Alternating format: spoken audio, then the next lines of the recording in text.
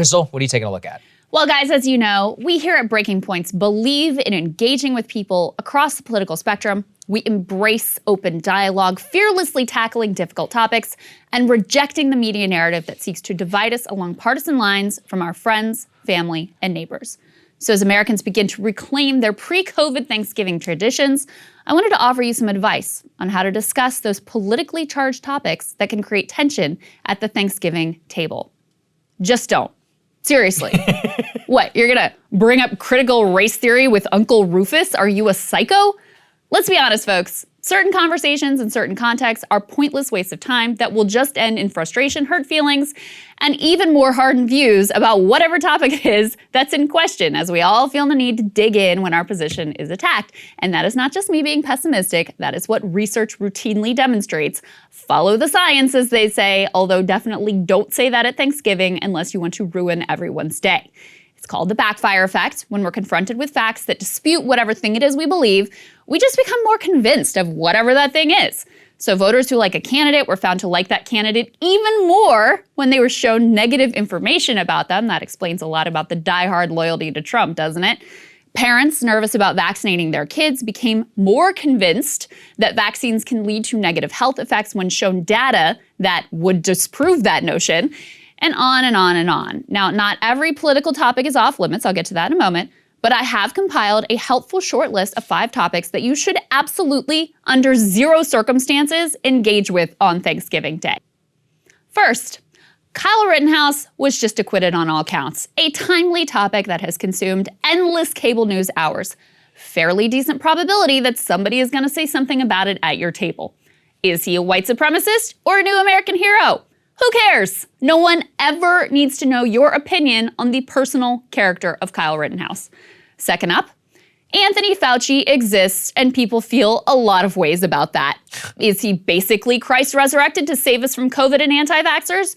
Or is he a demon who worked with the Chinese to start the pandemic in the first place? The nearly religious fervor around this man should remain within the walls of the Church of MSNBC or in the fire and brimstone of Fox News. Third, speaking of religious devotion, I cannot possibly state this strongly enough. Do not talk about vaccines.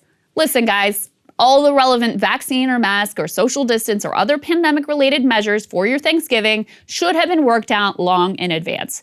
If you have decided to share a table with someone who is unvaccinated, it's over. They made their risk calculation and you made yours. And now everyone has got to live with the consequences. I would be shocked if a single person changed their mind about whether or not to get vaccinated based on a Thanksgiving Day reading of the latest FDA data.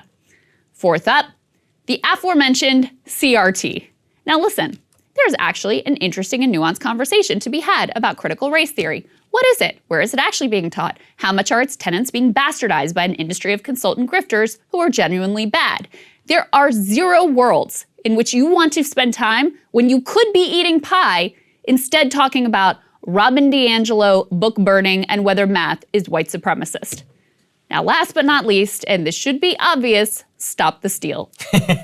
Is it going to help anyone for you to know the full details of what your aunt believes happened with bamboo-laced ballots from China or with a dead Venezuelan dictator? Some terrain, frankly, is just best left unexplored.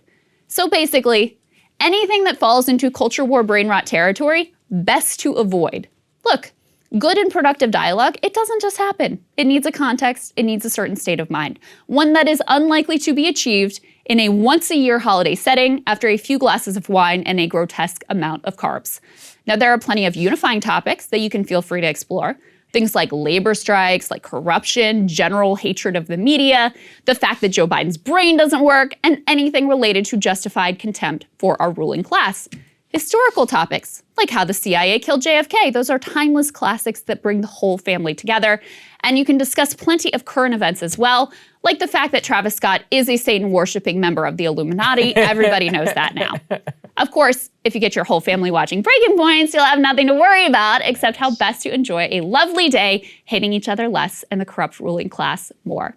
Just my little helpful tips for the holidays. I think it's very helpful to people. And there is something very basic about it though, which is like, just let it go. Hey guys, thanks so much for watching. That's right. Just as a reminder, you can become a premium subscriber today. Watch the full show completely uncut, our reactions to each other's monologues. You get to listen to it. You get to ask us questions, all that good stuff. Link is right there in the description or at breakingpoints.com. Best of all, great way to say screw you to the mainstream media.